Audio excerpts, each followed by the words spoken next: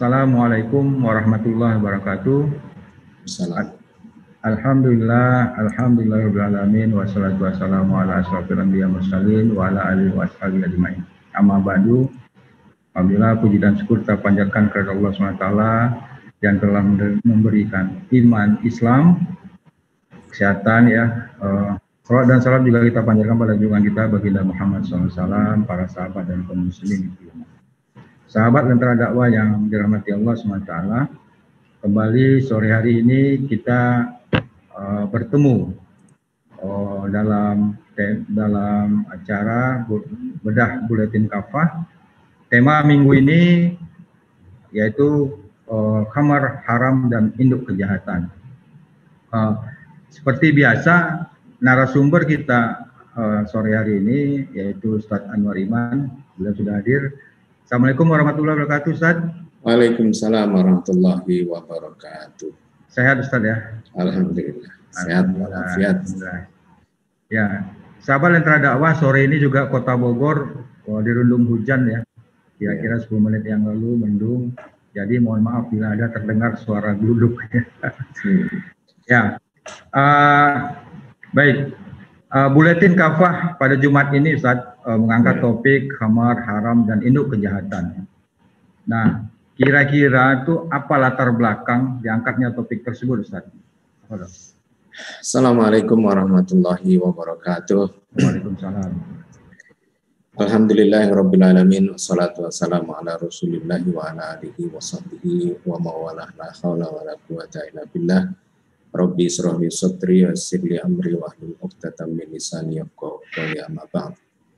Baik, sahabat lentera dakwah yang dimuliakan Allah dimanapun berada, alhamdulillah kita kembali bersua ya dengan topik yang selalu hangat tentu tentang khamr haram ya dan induk kejahatan. Nah, pertanyaannya tadi apa sebetulnya relevansi topik ini dengan situasi dan kondisi up to date ya yang ada di negeri ini ya. Saya lihat ini karena memang belum lama ini DPR ya berencana akan membahas yang disebut dengan rancangan undang-undang larangan minuman beralkohol ya atau disingkat dengan MINOL ya. Bukan minul ya, minol. Minol. RUU minol ya. Larangan minol ya. Nah, memang ya rencana ya pembahasan rancangan undang-undang larangan minuman beralkohol ini ternyata mendapatkan respon negatif ya oleh sebagian kalangan atau dengan kata lain mendapatkan penolakan ya dari beberapa kalangan. Ya, di antaranya justru dari fraksi ya di DPR sendiri yaitu PDIP, Golkar dan Gerindra ya di dalam beberapa sumber media yang menyebutkan 3 fraksi ini yang menolak ya. Alasannya adalah karena pembahasan rancangan undang-undang larangan minol ini dianggap belum urgent ya. Dianggap belum urgent, artinya masih ada undang-undang lain yang lebih urgent ya untuk segera dibahas ya. Seperti Omnibus Law kemarin ya mendapat prioritas ya pembahasan. Kalau ini ya dianggap tidak urgent. Ya, di samping juga menurut mereka karena pihak pemerintah ya sebagai partner ya dari penyusunan rancangan undang ini juga belum ada rencana untuk melakukan pembahasan ini gitu. Jadi menunggu sikap pemerintah. Ini latar belakang ya kenapa PDIP, Golkar dan Gerindra menolak. Tapi tidak hanya itu ya, beberapa Pemda ya, meskipun tidak dinyatakan oleh gubernurnya langsung ya, tapi beberapa pejabat Pemda, diantaranya Pemda Nusa Tenggara Timur ya itu menyatakan bahwa larangan ya minuman keras ini akan menghancurkan budaya ya, menghancurkan budaya dan ekonomi kata mereka gitu ya, karena memang di Nusa Tenggara Timur minuman beralkohol tradisional itu sudah menjadi budaya mereka ya di dalam kehidupan sehari-hari ya, termasuk di dalam acara-acara adat ya tertentu barangkali. Di samping juga itu memiliki nilai ekonomi yang dinilai cukup ya tinggi ya. Nah ini dari Pemprov Nusa Tenggara Timur ya. Kemudian juga penolakan diantara yang lain itu dari Perhimpunan Hotel dan Restoran Indonesia atau PHRI. Ini juga menolak ya dengan alasan karena selama ini minuman beralkohol itu sebetulnya sudah ada aturannya ya, baik itu dari hulu maupun hilir menurut mereka. Jadi tidak perlu lagi ada undang-undang ya secara khusus tentang hal ini, apalagi judul undang-undangnya disebut sebagai undang-undang larangan ya minol. Ini dikhawatirkan justru akan memperberat ya peraturan-peraturan yang sekarang ini ada. Dan itu tentu menurut mereka bisa jadi akan merugikan ya bisnis hotel, restoran ya, dan juga bisnis pariwisata khususnya ya untuk wisatawan luar negeri ya, yang umumnya adalah non-muslim yang biasa mengkonsumsi minuman beralkohol. Saya kira itulah ya kondisi atau latar belakang ya pentingnya media Buletin Kafah ini mengangkat tema Khamr ya, haram dan induk kejahatan. Ya, demikian. Baik. Jadi Buletin Kafah ini sudah early warning kepada umat ya Ustaz ya, bahwa inilah haramnya minol ini. Baik Ustaz. Kenapa muncul penolakan terhadap RU larangan minol, padahal undang-undang ini kan bermanfaat untuk menyelamatkan masyarakat dan bahaya minol? Ya, jadi saya kira ya memang negeri ini itu kan kalau dilihat dari mayoritas penduduknya itu ya memang muslim ya. Termasuk juga pejabatnya itu harus diakui lah ya mayoritas muslim. Ya, mungkin sekitar 80%-an lah muslim. Hanya sayangnya ya mayoritas muslim ini tidak hidup di dalam sistem yang kompatibel dengan keislaman mereka ya, sistem Islam tidak ya. Tapi mayoritas muslim itu hidup di dalam sistem yang ditegakkan dengan 3 pilar ya, yaitu sekuler, demokrasi dan kapitalis. Ya, saya kira ini 3 pilar yang 3 pilar sistem ya yang diterapkan di negeri ini. Ya. Jadi saya ingin menjawab kenapa penolakan ini muncul dari alasan yang paling mendasar ya, bukan alasan yang cabang ya, tapi alasan yang mendasar. Yaitu karena kita saat ini hidup di dalam sistem yang tegak atas 3 pilar ya, 3 prinsip ya dasar, yaitu sekuler, demokrasi dan kapitalis. Nah, apa kaitannya dengan penolakan ini? Ya sudah pasti ya, sistem sekuler yaitu sistem yang fasluddin anil hayah, memisahkan agama dari kehidupan, artinya memisahkan aturan agama dari kehidupan ya. Nah, terkait dengan minuman beralkohol ini kan urusan kehidupan ya, jadi agama nggak usah ikut campur lah ya, menentukan halal haram ya tentang masalah minuman ini. Jadi ya nggak usah diatur-atur ya, yang mau minum ya silakan, yang enggak ya silakan gitu. Negara ya nggak usah ikut campur ya ngatur urusan semacam ini gitu ya. Nah itu ya faktor pertama ya, sehingga aturan-aturan agama dalam ini ketentuan halal haram itu ya meskipun jelas yaitu ditolak ya, karena memang prinsip sekuler ini memungkinkan hal itu terjadi. Kemudian yang kedua adalah pilar demokrasi ya. Demokrasi ini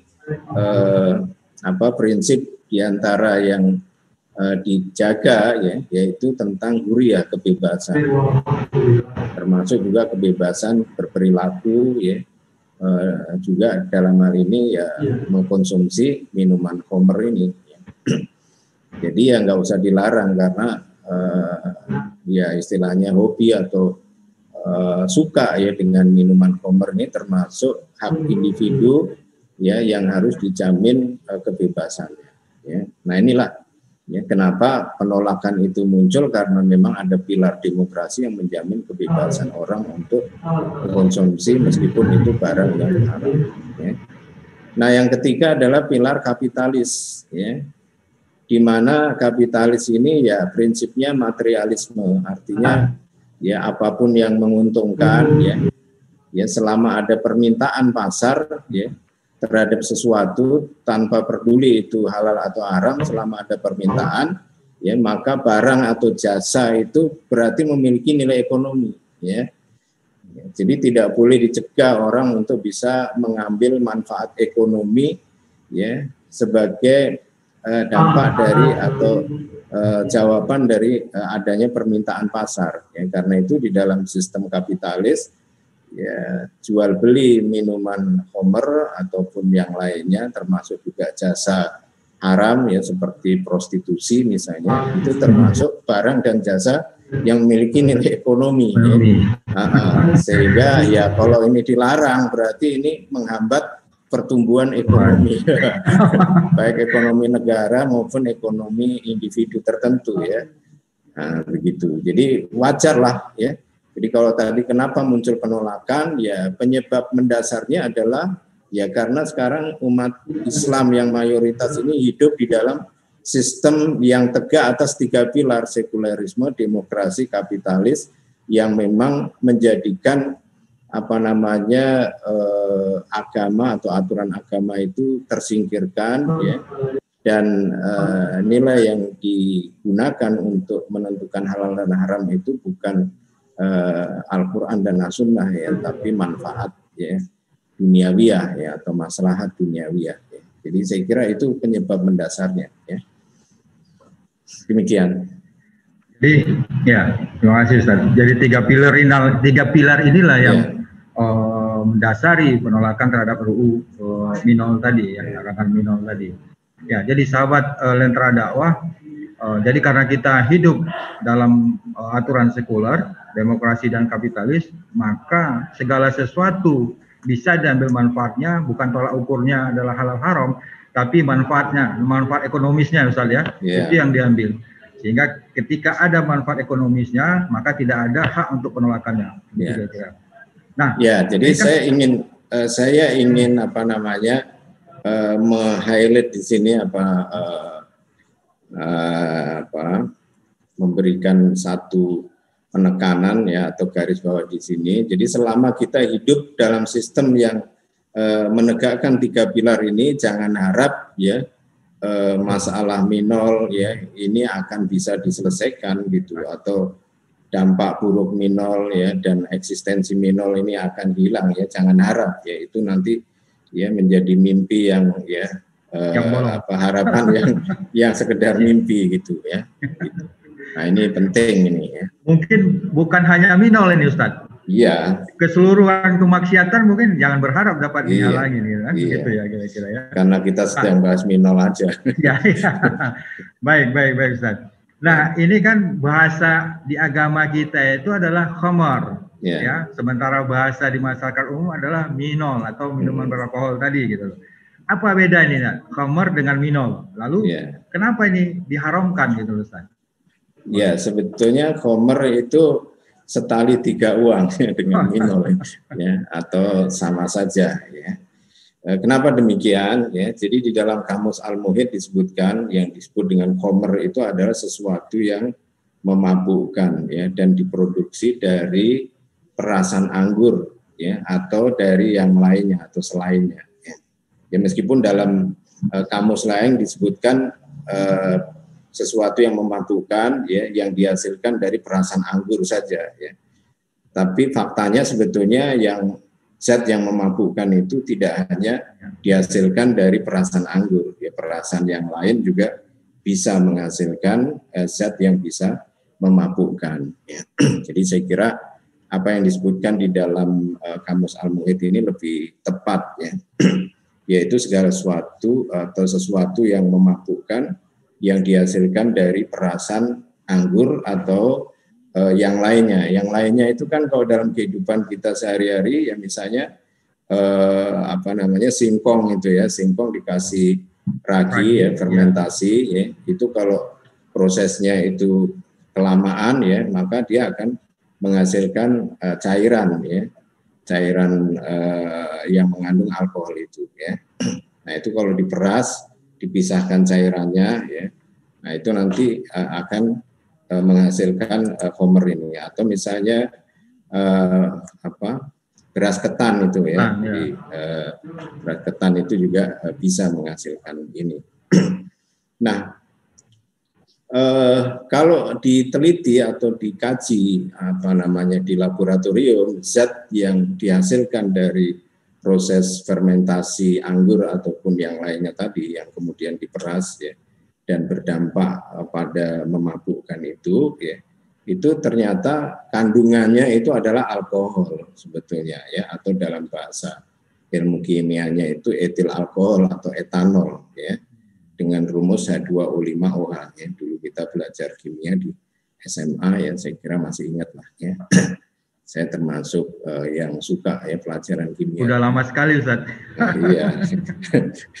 Tapi rumus kimia alkohol ini kita nggak lupa. Etanol.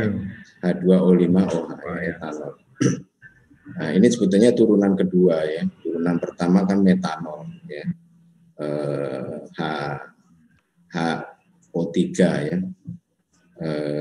OH ya. Itu lebih keras lagi sebetulnya. Yang kita kenal dalam kehidupan sehari-hari sebagai spiritus ya. Jadi spiritus itu metanol, dia lebih keras sebetulnya daripada etanol. Kalau itu racun udah pasti. Tidak hanya mabukkan ya, spiritus itu lebih mematikan ya. Jadi sebetulnya zatnya adalah etanol ya, atau etil alkohol atau alkohol ya. Oleh karena itu ya homer itu sebetulnya ya apa yang disebut dengan minol ini, minuman beralkohol ini sebetulnya ya. Jadi sama sebetulnya antara homer dengan sebutan yang populer sekarang ini, minol, minuman beralkohol. Nah, pertanyaan yang berikutnya tadi tentang kenapa diharamkan ya. Ya diharamkan ini berdasarkan ketentuan di dalam Al-Qur'an. Berdasarkan ketentuan di dalam Al-Qur'an ya, disebutkan oleh Allah SWT di dalam surat Al-Maidah ayat 90, A'udzubillahi minasyaitonirrajim, ya ayyuhalladzina amanu innamal khamru wal maisiru wal ansab wal azlam rijsun ya min amali syaitan fastanibuhu la'allakum tuflihun ya. Wahai orang-orang beriman, sesungguhnya al-khamru ya, minuman keras atau khamr tadi itu, wal maisir berjudi, wal ansab ya berkurban ya untuk pahala, wal azlam ya mengundi nasib ya, itu ada rijsun ya perbuatan yang keji ya, min amali syaiton ya, dari amal perbuatan setan atau termasuk amal perbuatan setan. Fastanibu maka ya jauhilah la'allakum tuflihun agar kalian beruntung. Jadi jelas ya di sini larangan ya kita untuk melakukan beberapa hal ya, minum khamr ya, melakukan perjudian ya, menyembah berhala ya, atau melakukan persembahan kepada berhala wal aslam ya, dan mengundi nasib. Nah ini di dalam Al-Qur'an ya,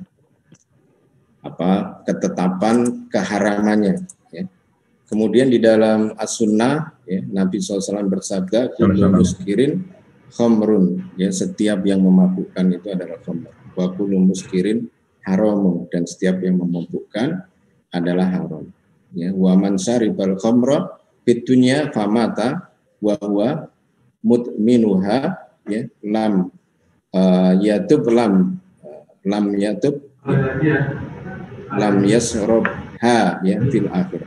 Jadi setiap yang memabukkan ya, kata Nabi SAW adalah khamr, dan setiap yang memabukkan hukumnya adalah haram ya.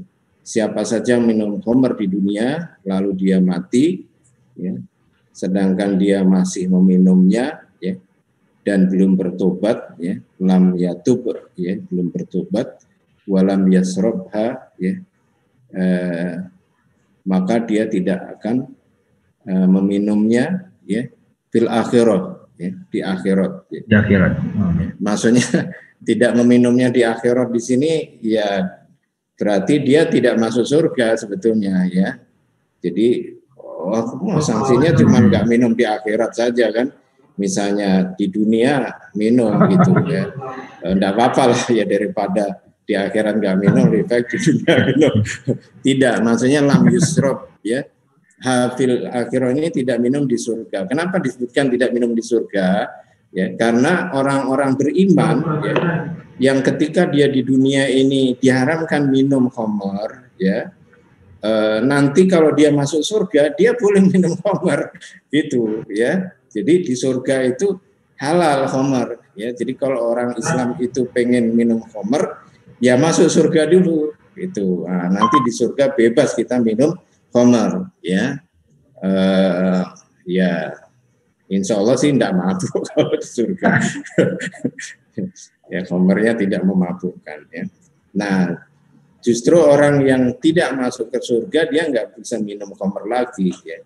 Artinya dia minum masuk neraka ya.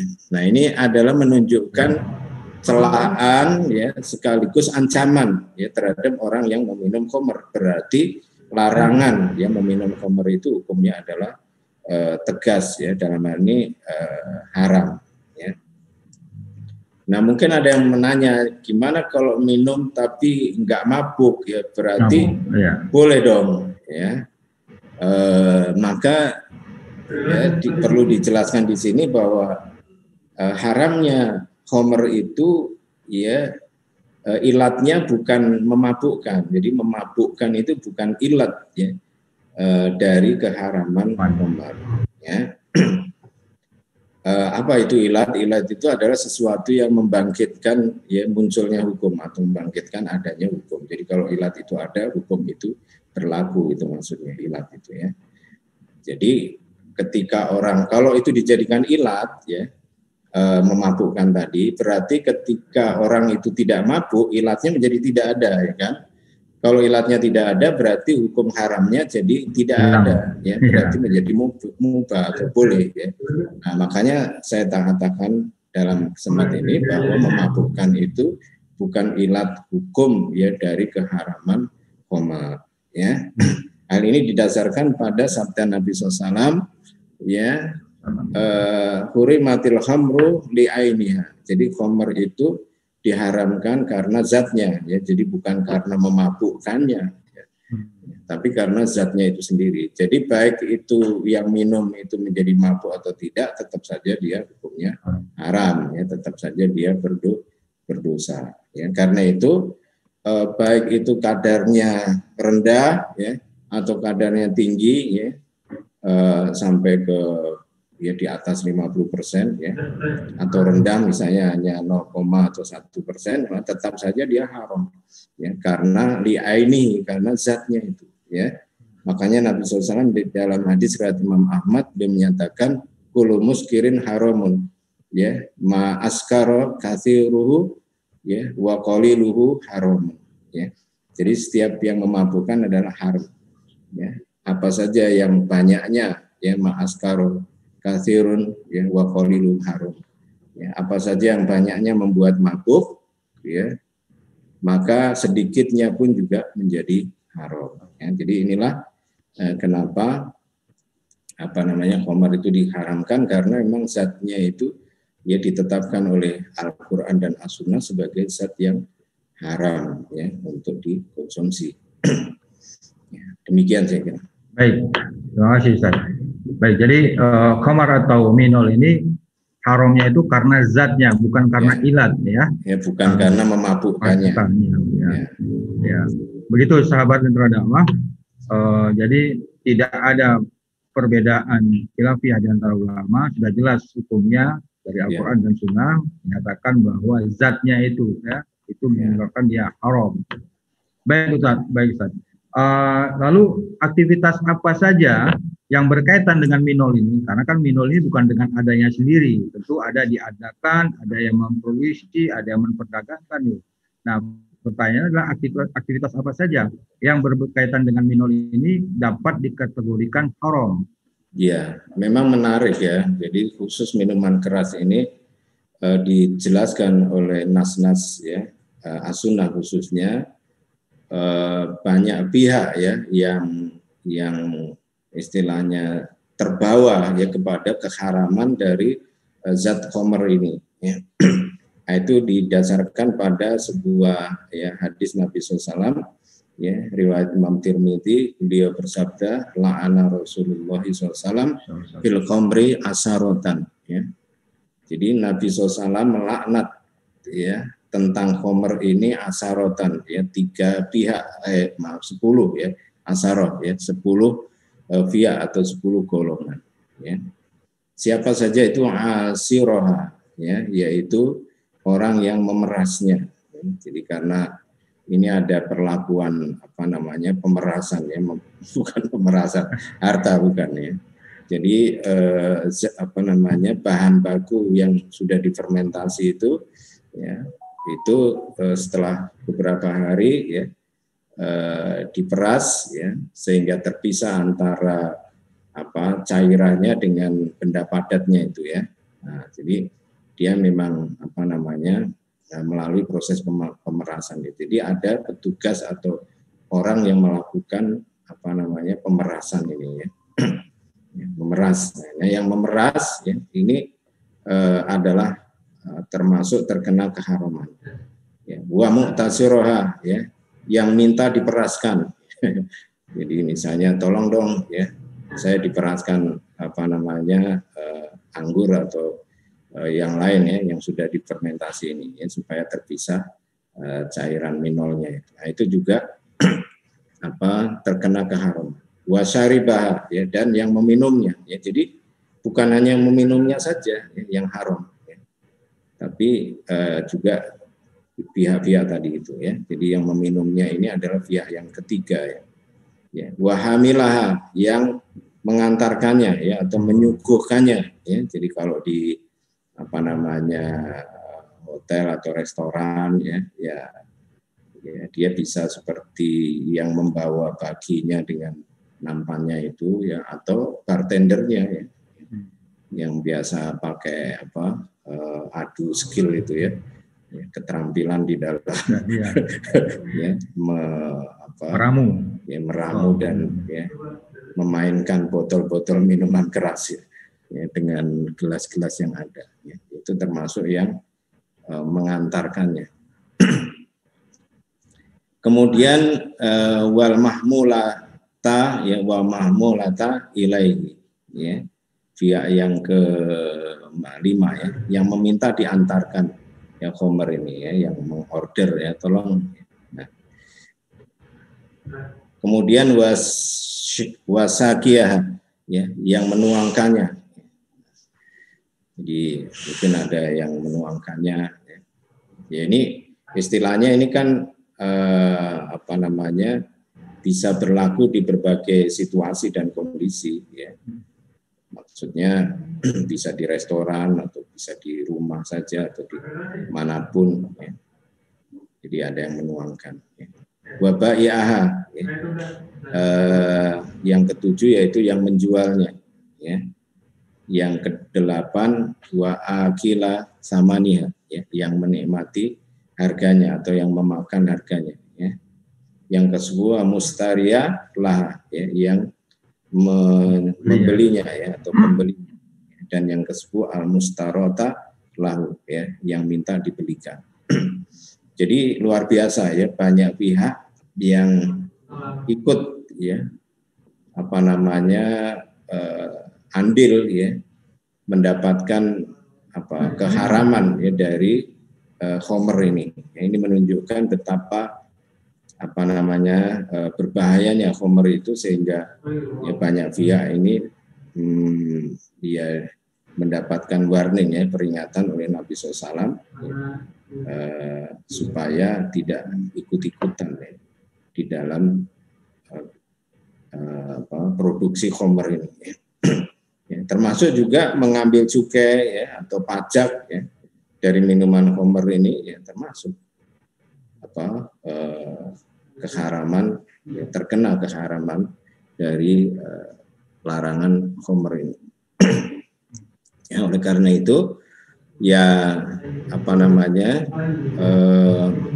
ini perlu menjadi perhatian serius ya oleh negara ya, khususnya dalam hal ini, supaya masyarakat terhindar dari 10 golongan ya, 1 dari 10 ya, atau beberapa golongan yang terkategori termasuk atau terlibat di dalam keharaman khamr. Demikian. Ya, baik. Jadi bukan hanya sebagai peminum, juga yang minta membelikannya, ya, iya. Ya, menyebarkannya, menyimpannya, waduh, iya. yang memajakinya pun kena juga gitu. Iya. Kena juga bahaya dosanya itu. Ya, dosanya. Mengerikan sekali nih bahayanya minol ini, ya Ustaz ya. Iya. Baik Ustaz. Nah, karena beredar di masyarakat sekarang, masyarakat sekuler, mohon penjelasan korelasi ini minol ini sebagai induk kejahatan yang bisa merusak masyarakat. Gitu. Tafadhol Ustaz.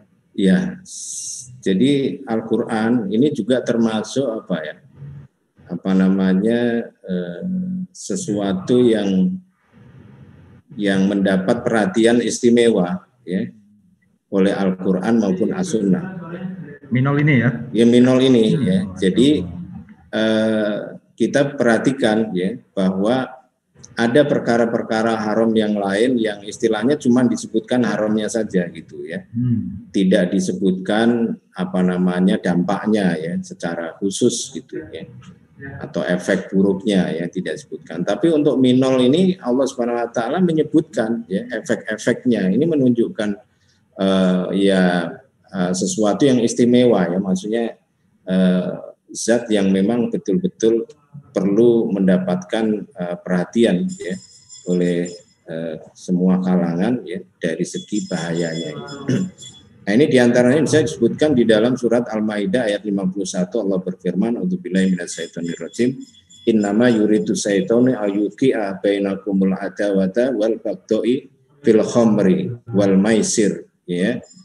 Jadi dengan minuman keras dan judi, karena disebut al-khamri wal maisir ya.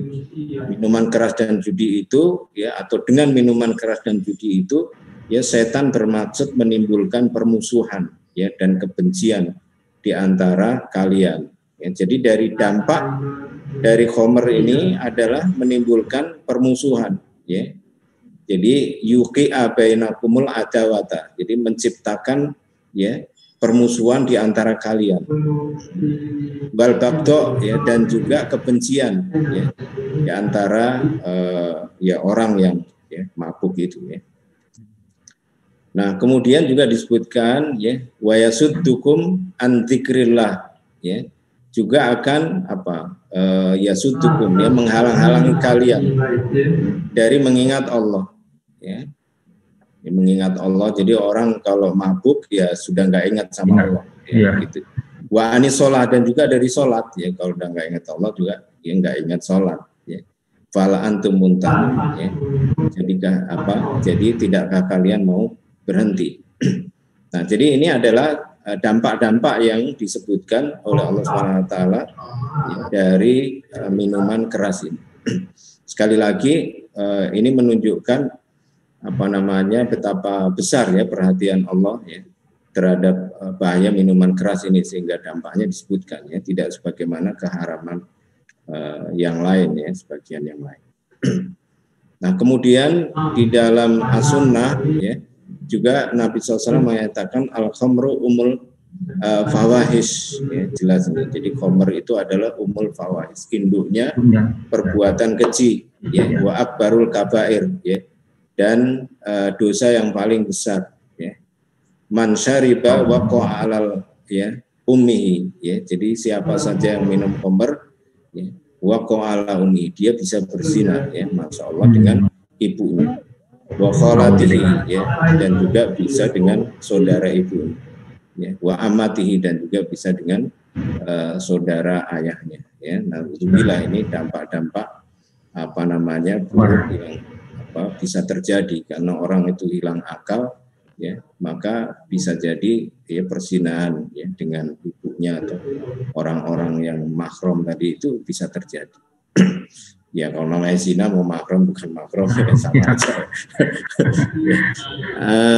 Nah kemudian juga di dalam sebuah asar barangkali ya, di dalam kitab Tanbihul Ghafilin ya, jadi peringatan bagi orang-orang yang lalai, maksudnya Tanbihul Ghafilin ya, diceritakan ya, ini ditulis oleh Imam Abdullah, diceritakan kisah dari seorang ahli ibadah ya, seorang ahli ibadah yang tergelincir di dalam kemaksiatan akibat khomer ini. Nah, kisah ini diambil atau dinukil dari perkataan atau kisah yang diungkapkan oleh Utsman bin Affan ya radhiyallahu anhu. Jadi beliau Utsman bin Affan pernah berkata ya, hati-hatilah kalian dengan khomer ya, sebab ia adalah induk dari dosa-dosa yang kecil ya. Nah, kemudian beliau cerita ya, Utsman bin Affan ini, bahwa dulu ya itu ada seorang ahli ibadah ya, jadi dia tekun ibadahnya ya, rajin ibadahnya ya. Nah, suatu ketika ahli ibadah ini dia dipanggil atau disuruh bertamu ya oleh seorang wanita pezina gitu ya, suruh datang ke rumahnya gitu. Akhirnya ahli ibadah ini dia masuk ke dalam rumahnya ya. Setelah masuk dalam rumahnya, maka oleh wanita pezina ini langsung dikunci pintunya ya, sehingga dia tidak bisa keluar ya. Nah, karena dia adalah ahli ibadah ya, tentu dia tidak nyaman ya kan di dalam rumah seorang wanita ya. Jadi dia nggak nyaman dan dia pengen keluar ya. Tapi kata si wanita ini, saya nggak akan bukakan pintu ya untuk kamu ya, kecuali kamu sudah memilih ya satu dari dua ya, melakukan satu dari dua hal ya, yaitu membunuh bayi ya saya, jadi dia punya bayi ya, atau kamu minum khamr ini,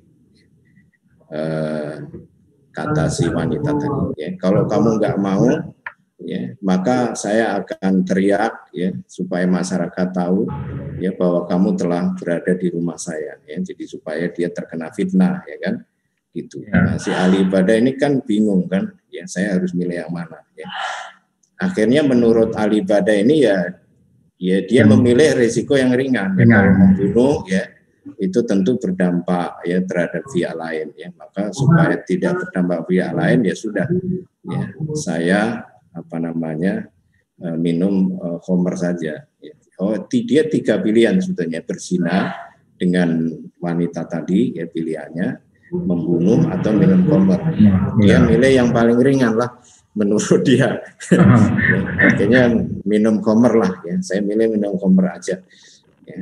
Kalau lah berdampak kan pada dia saja gitu anggapannya ya, maka minumlah dia khamr itu ya, dan ya akhirnya dia mabuk ya.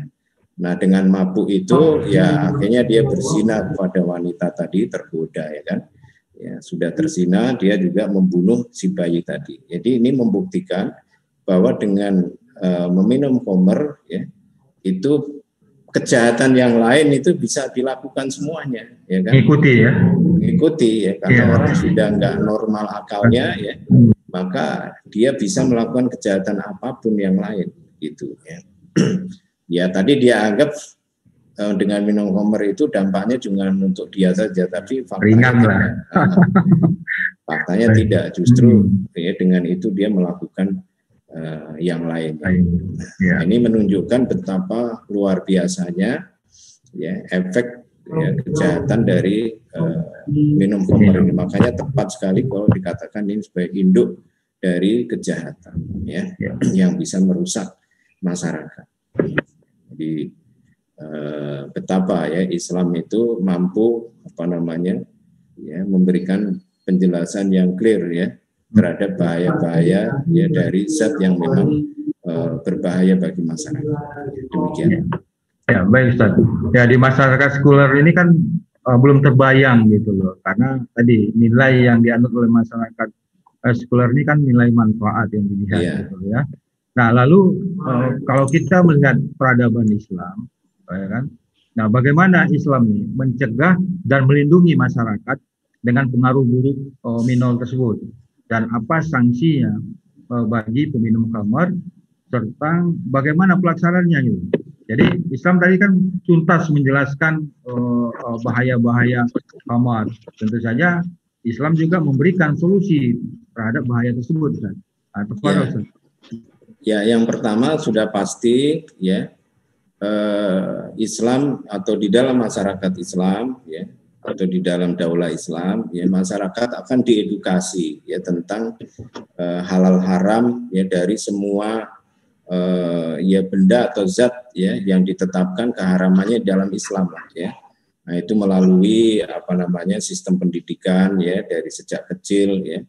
Ya nilai-nilai halal haram ini ditanamkan betul ya oleh negara ya melalui sistem pendidikan yang diterapkannya ya, begitu. Nah, ini yang pertama tentu ya, melalui sistem pendidikan ya nilai-nilai halal haram ini ya ditanamkan pada generasi kaum muslimin.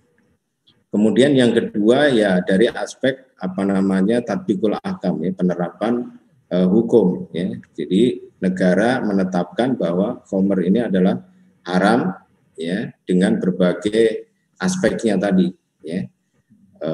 Oleh karena itu maka ya pabrik khamr ya atau pabrik apa minuman keras ya apapun mereknya ya, termasuk juga tentu apa ya produksi-produksi rumah tangga misalnya ya. Nah, itu semua ya tentu dilarang ya untuk dilakukan ya oleh kaum muslimin ya. Nah, tentu termasuk juga menjual dan mengkonsumsinya. Jadi ada penegakan hukum ya atau pemberlakuan hukum keharaman khamr ini dalam berbagai aspeknya tadi ya, yang 10 ya, 10 cabang tadi itu ya. Nah, jadi itu diberlakukan. Nah, bisa saja kan dengan pemberlakuan ini tetap saja akan ada yang lolos kan, bisa aja gitu loh. Ya, oleh karena itu di sini ada sanksi ya yang akan dijatuhkan ya kepada mereka-mereka yang melakukan pelanggaran ya terhadap ketentuan hukum syara tentang keharaman khamr ini ya, termasuk juga keharaman memproduksinya, ya memerasnya, ya memperjualbelikannya, mengambil hasil dari jual belinya dan lain sebagainya ya. Jadi mereka semua akan dikenakan sanksi ya oleh negara ya, sehingga ada efek jera ya bagi pelakunya dan juga ada efek pencegahan ya bagi orang-orang yang ingin ya berbuat yang sama ya. Nah, kemudian sanksinya apa bagi syarbul khamr ya, peminum khamr nih. Ya. Untuk peminum khamr ya, ini termasuk perkara hudud ya. Jadi apa yang dimaksud dengan hudud itu? Ya, hudud itu adalah pelanggaran ya hukum syara ya. Tadi kan khamr itu haram, kemudian diminum. Nah, ini pelanggaran ya. Pelanggaran hukum syara yang sanksinya disebutkan ya di dalam nas Al-Qur'an maupun As-Sunnah. Ya, jenis sanksinya itu. Ya. Nah, ini yang disebut dengan hudud. Nah, untuk peminum khamr ini ya disebutkan di dalam hadis diantaranya Imam Bukhari, riwayat Imam Bukhari, Muslim ya, juga oleh Anas bin Malik ya, bahwasanya Nabi SAW menyatakan barang siapa ya, atau bahwa seseorang yang telah minum khamr ya, ada ya, maksudnya ini ada cerita ya, ada seseorang yang telah minum khamr ya, kemudian dibawa di hadapan Nabi SAW ya, maka Nabi SAW kemudian mencambuk ya dengan 2 buah cambuk sebanyak 40 kali ya. Jadi apa yang dilakukan oleh Nabi memberikan sanksi ya kepada peminum khamr ini, dicambuk dengan 2 cambuk ya sebanyak 40 kali ya. Nah, jadi di sini ada kuantitasnya ya, kuantitas kuantitas hukumannya ya. Nah, di dalam hadis lain muttafaqun alaih ya, disebutkan man syaribal khamra fajliduhu. Nah, kalau hadis ini tidak disebutkan jumlahnya, cuman disebutkan jenis hukumannya, yaitu fajliduhu, cambuklah. Ya. Kalau hadis yang tadi disebutkan jumlahnya. Ya. Oleh karena itulah dari sini jumhur ulama ya berpendapat bahwa orang yang minum khamr itu hukumannya ya adalah dicambuk. Ya, hanya memang jumlah cambukannya ini beda pendapat. Kalau jumhur ulama mengatakan 80 cambuk, ya, 80 cambuk ini didasarkan pada pendapat Ali, ya, Sayyidina Ali radhiyallahu an, ya, beliau pernah menyatakan idza syariba sakara wa idza sakara hada wa idza hada iftara, ya, bila seorang minum khamr maka akan mabuk, ya, wa idza sakara hada, bila dia mabuk maka dia akan hada, ya, ranco itu apa? Ngiko, ya, ya. Jadi ngiko ngomongnya itu enggak jelas, ya. Gitu kayak orang gila ya. Wa idza hadza iftara, jika dia rantau atau ngiko ya maka dia tidak akan ingat ya dia berbuat apa, melakukan apa, ngomong apa, itu enggak ingat dia ya. Nah, itu yang bahaya kan ya. Gitu ya. Wahadul muftari sama nun. Nah, ini disebutkan oleh Imam Ali, Sayyidina Ali ini wahadul muftari, jadi hukum bagi orang yang meminum khamr sama nun yaitu 80, maksudnya 80 kali cambuk ya. Ini diriwayatkan oleh Imam Malik ya, dan juga Daruqutni. Ya, meskipun menurut Imam Syafi'i itu 40 cambukannya ya. Ya walam ini ikhtilaf lah ya, perbedaan ya pendapat kalangan ulama. Tapi jumhur ulama menyebutkan 80. Ya barangkali juga kenapa 80 ya karena tadi ada hadis Nabi SAW beliau mencambuk dengan 2 cambuk. Banyak 40 kali ya kan. Jadi 2 kali 40 sebetulnya. Jadi kalau cambuknya 1 ya 80 gitu. Barangkali ya walam.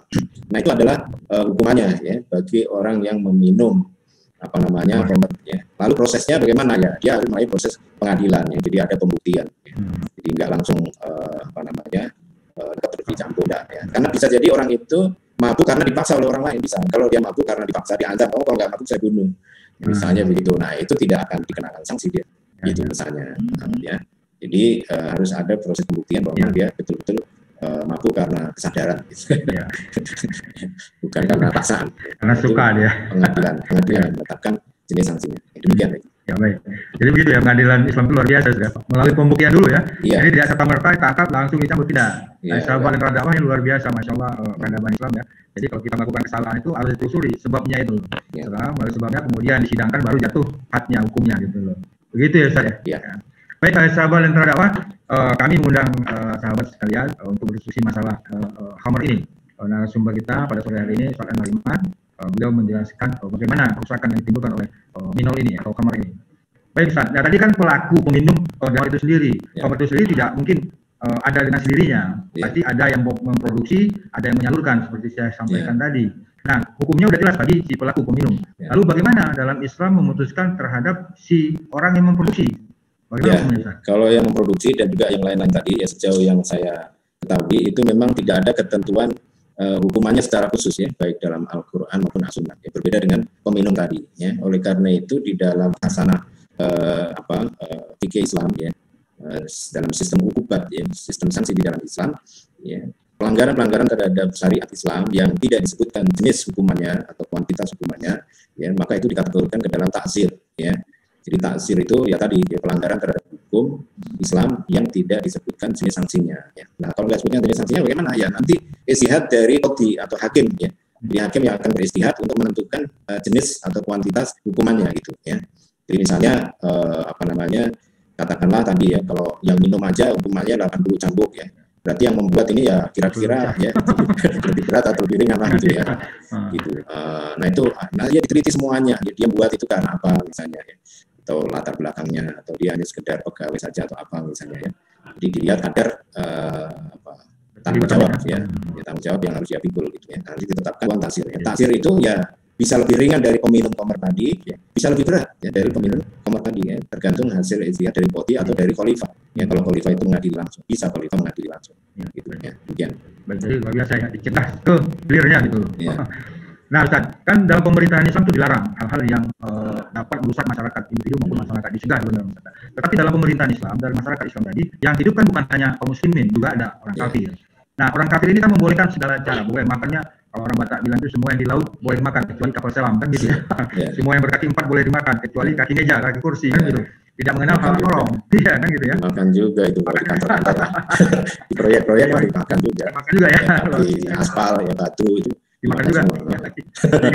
Luar biasa sekarang gitu. Nah, lalu bagaimana nih kalau orang kafir itu? Ini dia minum tadi, gitu. Apakah dikenakan had juga atau apa? Atau dibolehkan gitu? Ya memang di dalam ketentuan syariat Islam ya, terhadap orang-orang Muslim dalam hal makanan, minuman dan pakaian itu diberlakukan sesuai dengan agama mereka. Ya, sebatas apa yang diperbolehkan oleh hukum syariat dan tidak bebas kalian. Jadi itu diperbolehkan sesuai dengan ketentuan agama mereka. Jadi kalau ketentuan agama mereka tentang minuman, ya karena tadi kan ada 3 unsur ya, makanan, minuman dan pakaian itu diberlakukan sesuai dengan agama mereka. Kalau agama mereka itu menghalalkan khamar misalnya, ya dalam hal ini atau daulah Islam ya, dia tidak boleh melarang orang Muslim untuk minum atau mengkonsumsi khamar tadi, gitu ya.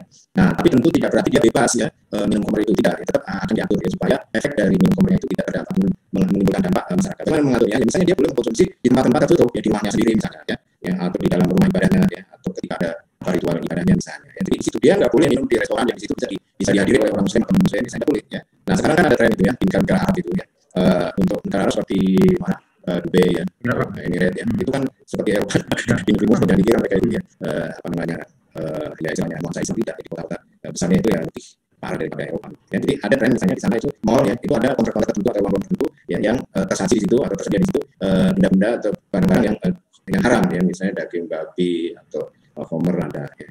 Boleh karena dia menjadi satu bagian dari meskipun dia bisa ya, ada ruang khusus ya, tapi dia menjadi bagian dari keseluruhan mall atau restoran itu tidak boleh. Jadi mereka bolehnya ya di dalam rumah mereka saja ya, atau dalam tempat mereka saja. Jadi tidak bisa demonstratif ya, mereka mengkonsumsi apa namanya tadi. Ya. Kemudian yang kedua, tidak boleh mereka bikin pabrik. Ya, pabrik tidak boleh ya, seperti sekarang ada pabrik. Ya baik itu orang Muslim orang kafir tidak boleh ya, sampai bikin pabrik. Jadi kalau mereka bikin minuman itu ya tradisional istilahnya, ya cukup untuk konsumsi sendiri. Ya. Nah, jadi ketentuannya demikian ya, mereka boleh tapi ada ketentuan yang harus diikuti ya mereka supaya ini tidak berdampak pada Muslim dan demikian. Ya. Jadi artinya di lingkungan mereka orang kafir sendiri itu anda mempersilakan ya, dengan ketentuan yang terbatas gitu. Ya, di terbuka. Begitu juga termasuk pakaian gitu saya. Terhadap apa namanya perempuan mereka. Di hukum publik mereka tertutup orang gitu. Begitu. Mungkin apa terhadap Allah suasana masyarakat Islam mengaturnya dengan umat dan masyarakat ketentuan syariah gitu. Baik, ini belum ada masuk pertanyaan dari teman-teman sahabat dari Allah, kita ya. Benar semua. Kalau masalah khamar hukumnya udah 14 tahun yang lalu keluarkan jadi bisa paham semua. Dari sisi ekonomi kan pelarangan minum ini tentu akan menutup pendapatan negara seperti katakan dituliskan dari Bulletin Kapan tadi sampaikan bahwa akan menutup 3,61 triliun pendapatan negara tertutup. Nah, menurut Islam bagaimana nih mengganti potensi pendapatan negara tersebut? Karena biasa ini. Ya sebetulnya angka 36 triliun itu kecil ya. Sebetulnya ya dibandingkan dengan kebutuhan dana untuk mensejahterakan ya masyarakat atau umat ini itu. Ya, kecil lah itu. Dibandingkan dengan utang Indonesia kecil. Nah, jadi dibandingkan dengan dampak buruknya yang jauh lebih besar. Jadi dampak buruk dari minuman atau dampak buruk dari minuman beralkohol tadi itu ya, itu nilainya bisa lebih dari 3,61 triliun ya, yang untuk menutup dampak buruknya itu gitu. Ya, jadi kan tekor kan ya, untungnya 3,61 tapi ya dampak buruknya lebih besar dari itu gitu. Jadi, nah kalau korban nyawa itu kan nggak bisa diminyakan ya, tidak bisa dirupiahkan ya, kalau nyawa itu diantaranya. Nah kalau ditanyakan kalau apa pendapatan negara masih banyak lah ya, kalau misalnya Islam itu diterapkan ya, maka sumber pendapatan yang paling besar ya itu dari sumber daya alam yang negeri Islam itu kaya raya ya, tambang batubara, tambang emas, tambang perak ya, kemudian juga apa namanya sumber daya alam yang lain ya, tanah yang subur ya, itu kan tidak dimiliki oleh negara-negara barat tentunya ya, makanya mereka menjadi Islam itu kan karena kekayaan alamnya. Jadi kalau itu dikelola oleh negara ya, sumber daya alam itu ya, tambang segala macamnya itu ya, dikelola oleh negara dan dikembalikan hasilnya pada rakyat ya, itu jauh yang lebih tinggi nilainya daripada yang jualan khamar tadi itu ya, jualan khamar itu. Jadi mudah sebetulnya kalau Islam itu digunakan untuk mengatasi persoalan ekonomi ya, masyarakat. Pertanyaan sekarang kan memang Islam tidak diterapkan sehingga ya umat ini jadi marah gitu ya. Baik, satu lagi pertanyaan saya, Pak pertanyaan bukan terlalu juga. Seandainya tadi RUU Minol ini disahkan saya, seandainya disahkan oleh DPR, apakah ada jaminan bahwa angka kejahatan atau pengaruh Minol ini akan menurun? Nah, bagaimana pandangan Islam bisa mengendalikan atau menyadarkan sama sekali peredaran Minol ini? Ya sejauh ini kan Indonesia ini banyak sekali undang-undang kan yang itu ya, tapi faktanya ya tetap saja kriminalitas ya itu terjadi ya, apapun bentuknya ya, ada undang-undang KPK ya korupsi tetap aja terus ya, gitu ya, ada undang-undang apalagi misalnya pornografi ya tetap aja ya, kerusakan moral ya itu muncul dengan masyarakat gitu ya. Jadi saya kira tidak bisa ya menyelesaikan apa masalah khamar atau tayang minor ini hanya dengan membuat RUU saja ya, melainkan sistem-sistem yang lain harus ya diubah semuanya ya, tidak lain dengan Islam secara hafal gitu ya. Baik, terima kasih sampai pada akhirnya kita sampai ujung waktu ya, kita dapat kesimpulannya bahwa RUU tadi hukum buatan manusia tadi tidak dapat menyelesaikan problema kehidupan umat. Jadi saran-saran adalah tetap solusinya adalah Islam. Baik, Ustaz sebagai penutup akan disarankan untuk statement Bulletin Kafah ini mengenai haram. Ya, jadi kembali bahwa penyebab dari problematika kehidupan ya saat ini baik di dunia dan sebagainya itu tidak lain adalah 3 pilar sistem yang diterapkan ya, yaitu sekularisme, demokrasi dan kapitalis ya. Nah, di satu sisi ya, di sisi lain ya Islam itu hadir ya, untuk menyelesaikan semua problematika hidup manusia ya. Jadi dengan ketentuan keharaman khamar ini ya, itu bisa menyehatkan akal ya, membuat orang produktif ya, kalau akalnya sehat ya kan, ya, kemudian juga menyelamatkan orang lain dari bahaya orang yang mabuk tadi itu ya. Jadi kita lihat di sini perbedaan yang luar biasa. Jadi kalau kapitalis ya, sekuler demokrasi ini menimbulkan masalah ya, masalah Islam itu adalah yang solusi. Oleh karena itu ya, umat ini harus segera menuju perubahan ya, yaitu terwujudnya Islam ya dalam kehidupan mereka. Baik, soal apa? Kuncinya keyboard saja, Pak. Itu dia masalahnya itu sekularisme, kapitalis demokrasi. Baik, terima kasih Ustaz atas bincang kita bedah pada sore hari ini. Terima kasih sahabat yang telah berkenan hadir sama-sama menyimak paparan dari tingkat kita. Akhirul kalam, kita sampai ketemu depan dengan tema yang berbeda. Kita akhiri dengan istifar, hamdalah dan doa pertolongan. Assalamualaikum warahmatullahi wabarakatuh. Waalaikumsalam warahmatullahi wabarakatuh. Jazakallahu khair.